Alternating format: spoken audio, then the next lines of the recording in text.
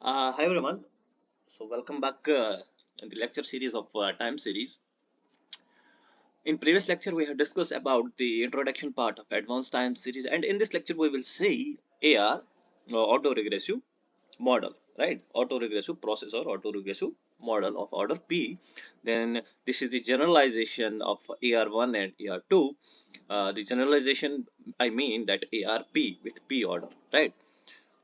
So autoregressive. Wait a minute.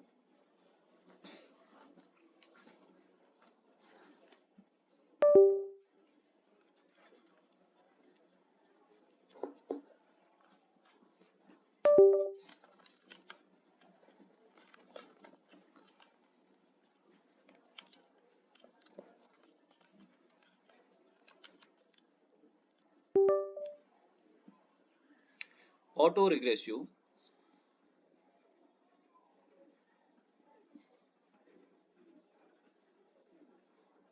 process, right?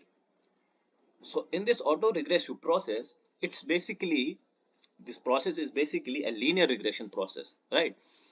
So in this process we have the p order parameters, right? And it uses this autoregressive process uses observations from previous steps as inputs to a regression equation and to predict the value of the next step, right? If we have the series, it uses the values of own series at different lags, that's known as autoregressive, right? तो अगर मैं इसको ऐसे लिखूंगा कि let suppose a pth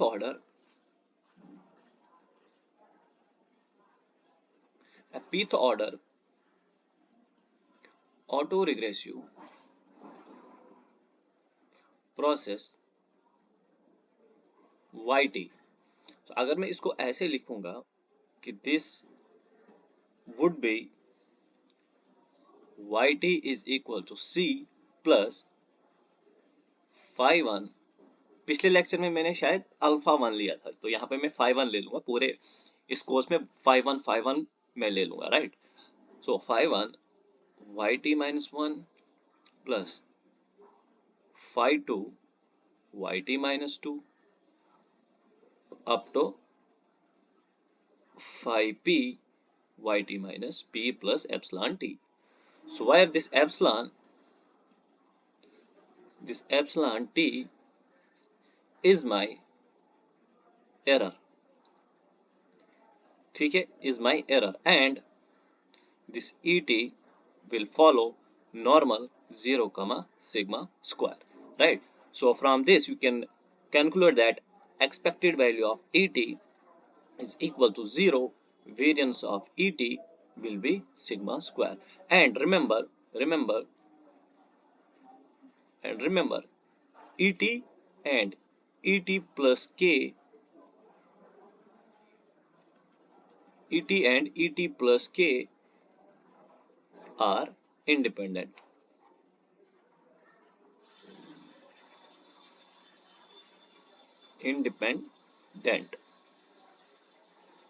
right?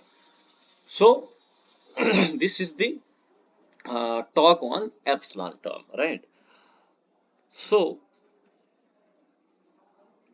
now a pth order autoregressive process yt is nothing but linear regression with parameters and variables. You can see the power on both parameters is 1 and on variables the power is the highest degree is 1, right? So this is nothing but the linear regression, right? But in linear regression, see, here comes the word auto. So this yt will be nothing but the values taken from yt only. yt minus 2 will be the values taken from the yt only. Let's suppose हमारे पास yt एक series है, तो हम इसी का एक lag ले लेते हैं एट लैग yt minus 1 या yt plus 1 या yt minus 2 या yt minus 2 yt plus 2. मतलब आपने कहीं बुक्स पे देखा होगा कि यहाँ पे yt plus 1 लिखा है, that is nothing but yt minus 1 नहीं ले लो, राइट? सो मतलब हम डिफरेंट लैग्स की बात कर रहे हैं. लैग्स का मतलब है कि प्रीवियस स्टेप्स को लेते हैं हम, राइट। प्रीवियस स्टेप्स मतलब एक चीज हट के हम प्रीवियस स्टेप्स को लेते हैं उसी सीरीज में, ठीक है, उसी सीरीज में। ये मैं आपको जब हम इसका कोलोग्राम पढ़ेंगे तब मैं आपको ये अच्छे से समझाऊंगा कि हम डिफरेंट लैग्स पे हम कैसे इसको निकालते हैं, राइट। इसका एक्सपेक्टेड वैल्यू, इसका वेरिएंस और इसका कोवेरिएंस हम कैसे निकालते हैं फॉर डिफरेंट लैग्स, ठीक है। और ये क्या है जो करंट वैल्यू क्या है मेरे पास, this Y T. What is this, this is nothing, this is a linear combination of order P. ये तो लीनियर कॉम्बिनेशन ही बना रहा है ना, ये तो लीनियर कॉम्बिनेशन। डिग्री क्या है, डिग्री क्या है, 1। पैरामीटर्स पे भी 1 है और वेरिएबल्स पे भी 1 है, ठीक है, ठीक है। एंड विथ एरर टर्म पे भी पावर वही 1 है, ठीक है। सो ये है मेरे पास A R P, A R P. So what will be the, let's suppose expected value of yt, let expected value of yt is equal to mu। तो इसका एक्सपेक्टेड वैल्यू क्या होगा, and remember A R P process is my stationary. क्या है ये, stationery है। ये हम प्रूव भी करेंगे कि कैसे स्टेशनरी है, बट आपको ये याद रखना है कि ये ए आर इज स्टेशनरी। सो जब ये स्टेशनरी है, जब इसका एक्सपेक्टेड वैल्यू म्यू है, तो यही एक्सपेक्टेड वैल्यू इसका भी होगा ना, यही एक्सपेक्टेड वैल्यू इसका भी होगा, राइट। यही expected value yt minus p का भी होगा, ठीक है। So now we can calculate this is equal to mu, इसका एक्सपेक्टेड वैल्यू म्यू है, plus expectation of c is c, plus expected value of this is phi1 mu, और इसका phi2 mu up to phi p mu, right. So अगर हम इसको mu mu mu वाली terms को left side shift करेंगे तो क्या बनेगा, mu minus phi1 mu minus phi2 mu minus phi3 mu up to minus phi p mu is equal to c। अब यहां से म्यू कॉमन ले लो तो आएगा क्या, 1 minus phi1 minus phi2 up to phi p is equal to c, is equal to c। So mu क्या होगा यहाँ से, c divide by 1 minus phi1 minus phi2 minus phi3 up to phi p, phi p। if the constant c is equal to 0 तो mu is equal to 0, right। so ARP का expected value कितना आया, 0। expected value कितना आया, 0, ठीक है। और ARP में याद रखना, it uses past observations only, past observations किसका, of yt to determine the present and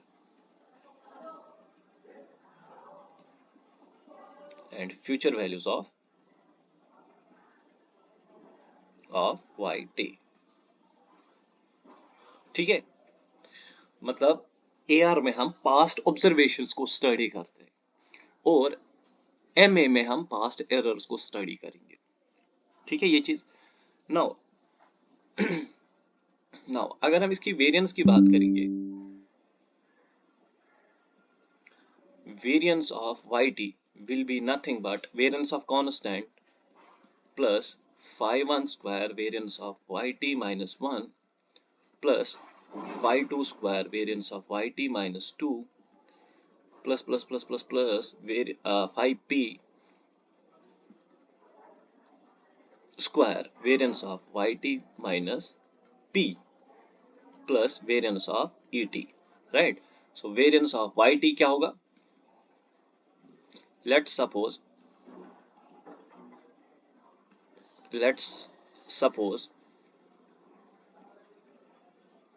variance of yt is equal to sigma y square, ठीक है। तो यहां से क्या होगा, sigma y square is equal to variance of constant is 0 plus phi1 variance of yt is sigma y square plus phi2 sigma y square plus sigma y square और साथ में phi p plus variance of error मैंने आपको अभी बताया क्या होगा, sigma e square,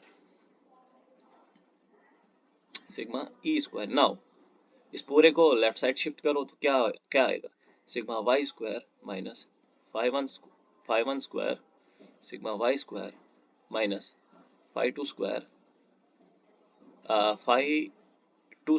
sigma y square minus five three square sigma y square minus sigma y square,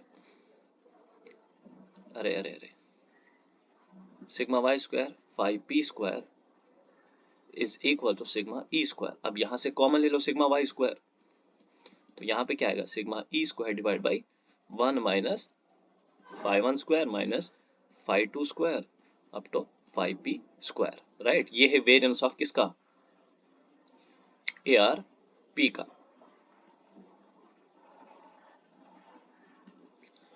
then इसके बाद क्या करेंगे हम,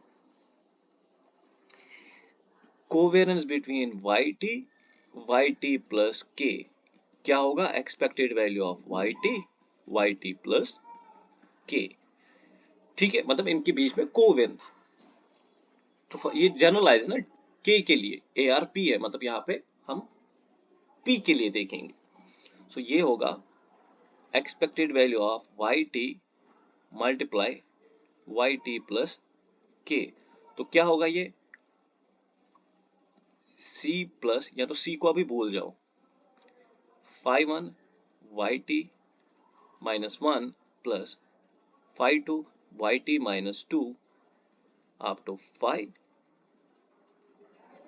P y T minus p, multiply करना है इसको किसके साथ, वाई टी प्लस के के साथ। तो क्या आएगा ये expected value of five one Y T minus one into Y T plus K plus five two Y T minus two Y T plus K plus so on. ठीक है, तो यहां से आप देखो, and this is nothing but this is rho K. ठीक है, यहाँ गामा के, दिस इज गामा के, सो गामा के क्या होगा यहाँ से फाइव वन, और ये क्या है, दिस विल बी गामा के minus one plus five two gamma के minus two up to so on. ठीक है, अब देखो इसको मैं गामा कैसे लिख सकता हूँ, covariance between y T plus k, क्या मैं इसको ऐसे लिख सकता हूँ, gamma t plus k minus t, ये और ये कैंसल, तो क्या बचा गामा के। तो ऐसी, और ये किसके बराबर, देखो ये होगा बराबर यहाँ से expected value of y T plus k, ये तो जीरो है ना, तो ये भी तो जीरो है, तभी तो मैंने इसको ऐसे लिखा कि, और ये क्या होगा, ये होगा गामा के। सो गामा के, और ये क्या होगा, ये तो एक्सपेक्टेड वैल्यू, ये भी तो कोवेरियंस है ना, यहां से यहां तक ये भी तो कोवेरियंस है। सो ये होगा covariance T plus k minus T plus one, सो क्या बचेगा के माइनस वन वहां पे। ठीक है,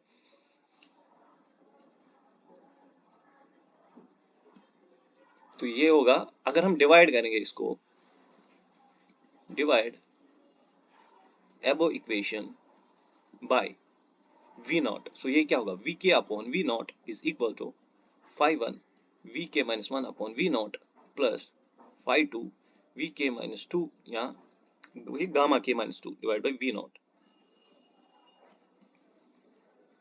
सो ये किसके बराबर होगा, एंड यू नो रो किसके बराबर था, covariance divide by variance.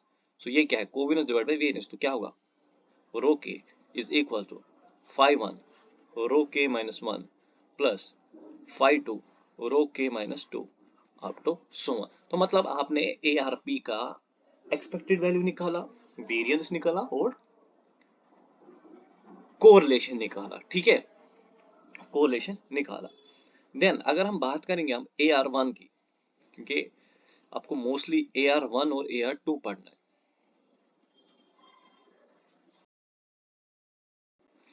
A R one में क्या होगा, ए आर वन में क्या होगा, अगर हम ए आर वन की बात करेंगे, इसमें क्या होगा, इसमें जो इक्वेशन होगी हमारे पास, Y T will be C plus five one Y T minus one plus E T. ठीक है, और ई टी तो आपको पता ही है ये क्या है, this E T will follow normal 0, sigma e square. And expected value of yt क्या होगा यहाँ से? c plus phi 1 expected value of yt minus 1 plus 0. इसका तो आपको पता ही है 0 है. So इसका अगर mu है, let expected value of yt is equal to mu, तो यहाँ से क्या होगा? mu is equal to c plus phi 1 mu. So इसको यहाँ ले जाएंगे, mu minus phi 1 mu is equal to c. So mu 1 minus phi 1 is equal to c. Then यहाँ से क्या होगा? mu is equal to c upon 1 minus phi 1. So फिर से वही काम, if c is equal to 0, mu is equal to 0. ठीक है, तो expected value of yt क्या आया? mu. So expected value of yt is equal to mu, which is equal to 0. So इसका मतलब expected value of yt plus 1 भी क्या होगा? 0. And expected value of yt plus k भी क्या होगा? 0 होगा. ठीक है, तो हमें क्या चाहिए? हमें चाहिए अब वेरिएंस. वेट अ मिनट यार.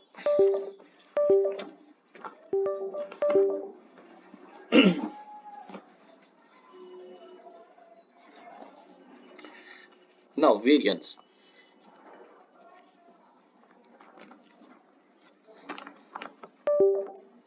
Now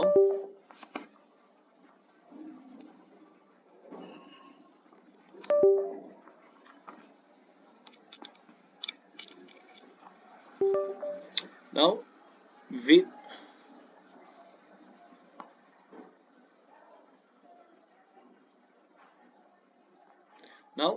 variance of yt, that will be variance of constant plus variance of phi 1 yt minus 1 plus variance of et. So अगर ये सिग्मा y स्क्वायर है, ये 0 है, ये phi 1 square sigma y square plus sigma e square, तो sigma y square 1 minus phi 1 square is equal to sigma e square. तो sigma y square क्या होगा? Sigma e square divide by 1 minus phi 1 square. Understood है? Understood है?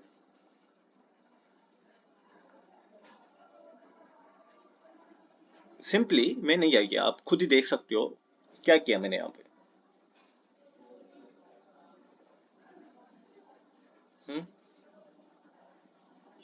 कुछ नहीं किया मैंने यहाँ पे. और ये जो है ना मॉड ऑफ, यहाँ पे मॉड ऑफ फाई जो होना चाहिए लेस देन 1 होना चाहिए फॉर ए आर 1. ठीक है, अगर ये 1 के बराबर हुआ तो डिनोमिनेटर पूरा 0 बनेगा, तो ये नॉन डिफाइनेट होगा हमारे पास, ये नॉन डिफाइनेट होगा हमारे पास. ठीक है, ये आपको याद रखना है क्योंकि ये निकालना है AR1 और AR2 के लिए आपके एग्जाम में पूछा जाएगा. एंड रिमेंबर वन थिंग,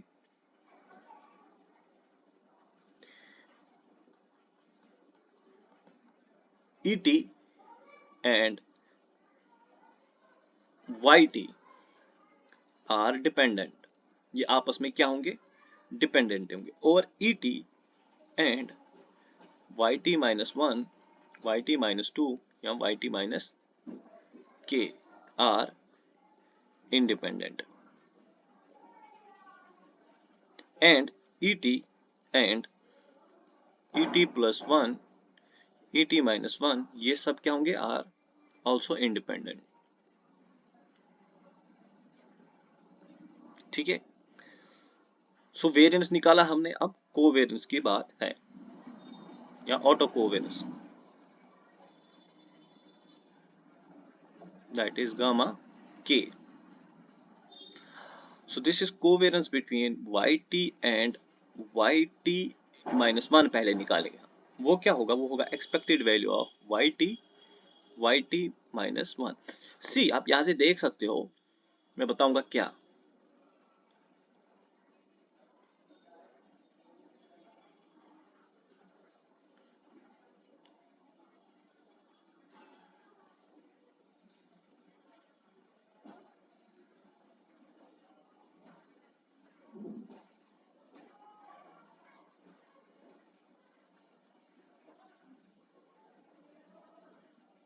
सी यहाँ पे अगर मैं कोवेरियंस निकालूंगा, ये अगर मैं AR1 के लिए हम बात करें ना, अगर मैं यहाँ पे 1 पुट करूंगा V1, तो ये क्या होगा 5 1 V0, 5 1 V0। सो V0 क्या होता है, हमेशा 1 होता है, तो ये किसके बराबर है 5 1 के बराबर आएगा, बट आना चाहिए 5 1 स्क्वायर। अभी हम देखेंगे इसको कि ये तो जनरलाइज है, बट AR1 के लिए ये 5 1 ही आएगा शायद, यस हाँ 5 1 ही आएगा। देखो कैसे, देखो कैसे हम इसको सॉल्व करेंगे।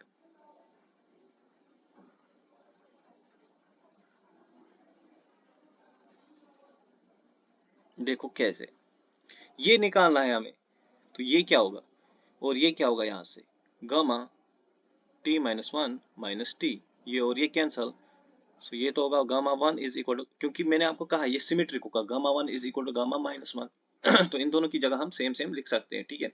एंड एक्सपेक्टेड वैल्यू ऑफ ये क्या होगा, ये होगा expected value of 5 1 yt minus 1 plus et, multiply करना है इसको yt माइनस 1 से, सो ये होगा expected value of 5 1 yt minus 1 square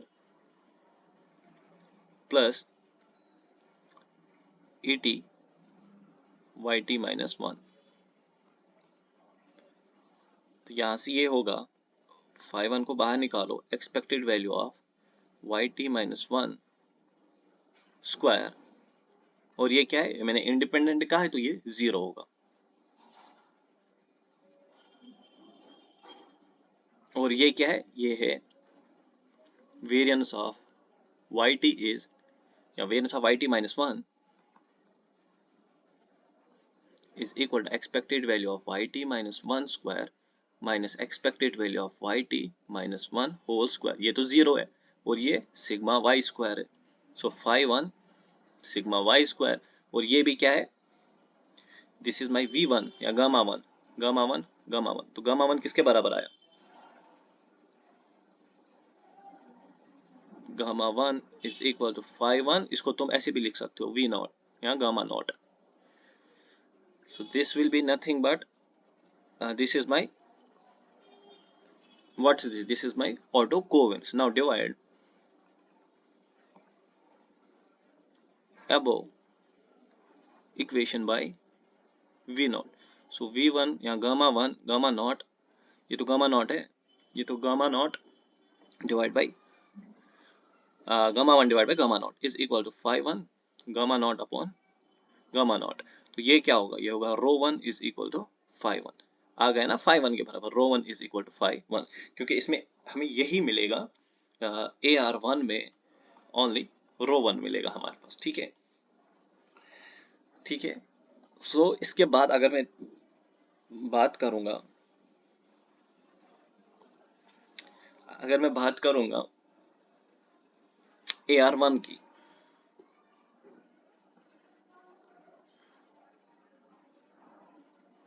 मेरे पास इक्वेशन क्या थी, yt is equal to 5 1 yt minus 1 plus et, right. तो मुझे क्या करना है, multiply this equation by yt minus k। अब मैंने इसको मल्टीप्लाई किया है yt minus k से, तो ये क्या होगा 5 1 yt minus 1 into yt minus k plus et yt minus k। now taking expectation on both sides, so ये होगा expected value of yt minus k is equal to 5 1 expected value of yt minus 1 yt minus k plus इसका expected value 0, क्योंकि दोनों क्या है, independent है, मतलब यहाँ पे लिख लेना आप, यहाँ पे इसको तो भूल जाओ,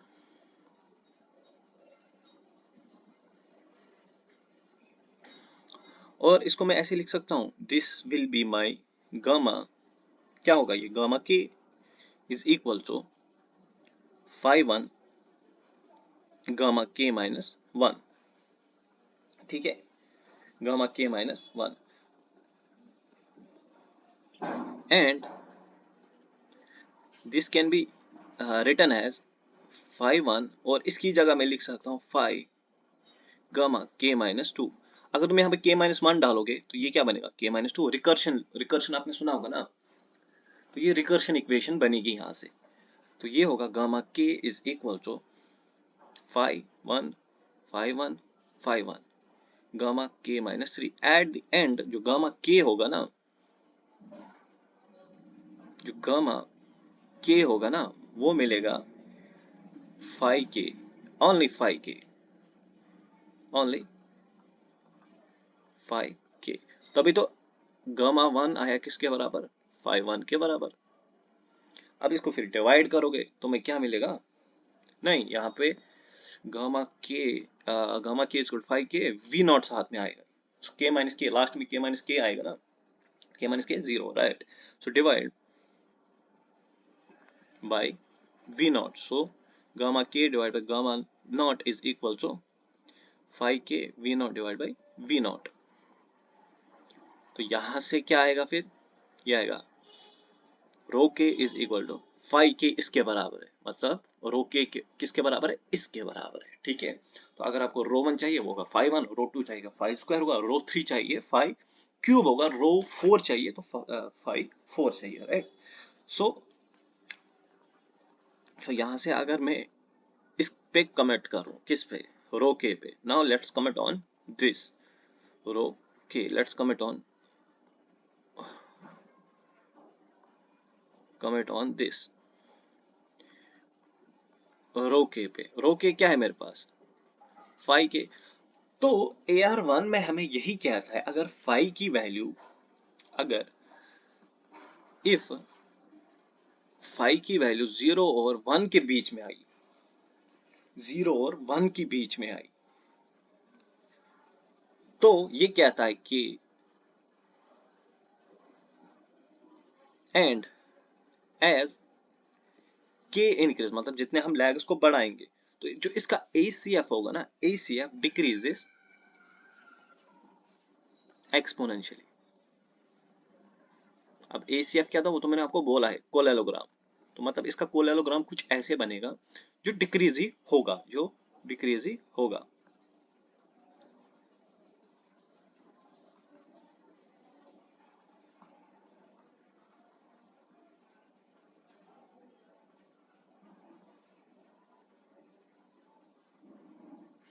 जो कुछ ऐसे, इसका कोलेलोग्राम कुछ ऐसे बनेगा।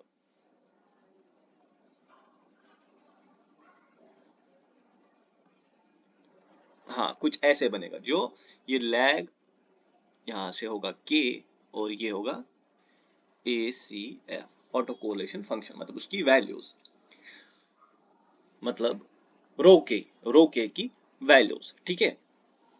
और ये के लैग्स पे इसका वैल्यू क्या होता है, जब भी हम के को बढ़ाएंगे ये ACF डिक्रीजेस एक्सपोनेंशियल, एक पॉइंट पे ये 0 भी हो सकता है, ये जो इसका ग्राफ है ये 0 पे भी जा सकता है, मतलब ACF 0 पे भी जा सकता है, ठीक है। सो अगर फाइव की वैल्यू इसके बीच में है तो कोलेलोग्राम क्या होगा, डिक्रीज होगा एक्सपोनेंशियली। एंड जितने भी हमारे पास कोरिलेशन है ना, ऑल द कोरिलेशंस क्या होंगे, इसमें सारे पॉजिटिव होंगे, all the correlations are positive. इस चीज को, इंटरप्रिटेशन को समझो, इंटरप्रिटेशन को समझो। जब भी हमारे पास फाइव की वैल्यू बिटवीन 0 एंड 1 होगी, तो जो भी रो 1 रो 2 जो भी हमें निकालना होगा वो क्या होंगे, सारे पॉजिटिव ही होंगे, वो क्या होंगे हमारे पास, सारे पॉजिटिव ही होंगे। एंड नंबर 2,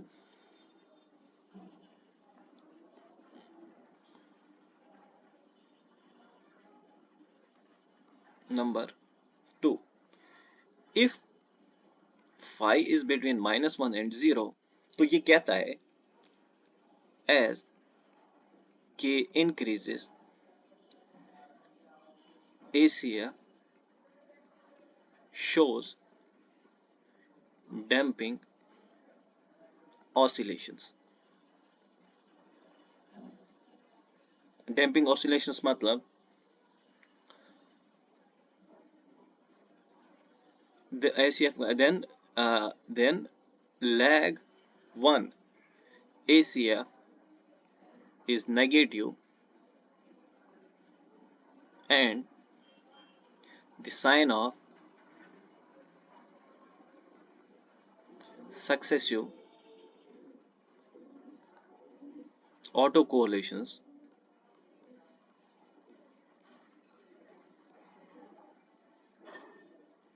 originated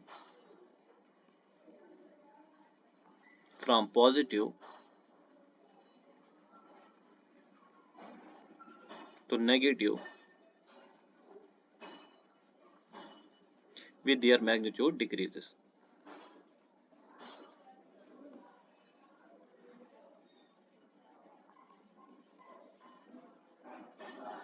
तो इसका मतलब है कि जो हमारे पास ACF का कोलेलोग्राम बनेगा, ACF प्लॉट बनेगा, that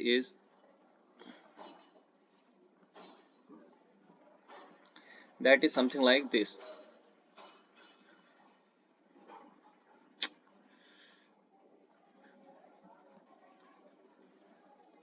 That is something like this. मतलब ये क्या, ये डैम्पिंग ऑसिलेशंस दिखाएगा। यहाँ पे ये थोड़ा सा इसका मैग्नीट्यूड थोड़ा सा छोटा हो गया, तो बना लेना अब इसका मैग्नीट्यूड बराबर होगा, मतलब upward thrust upward downward thrust बराबर ही होंगे, ठीक है। सो मतलब ये बनाएगा हमारे पास ऐसा कुछ कर्व ACF और यहाँ से K, ठीक है। ये था आपका AR1। देन नेक्स्ट लेक्चर में हम देखेंगे AR2, ठीक है। देन उस पर कुछ न्यूमेरिकल्स करेंगे, फिर AR1 और AR2 खत्म होगा।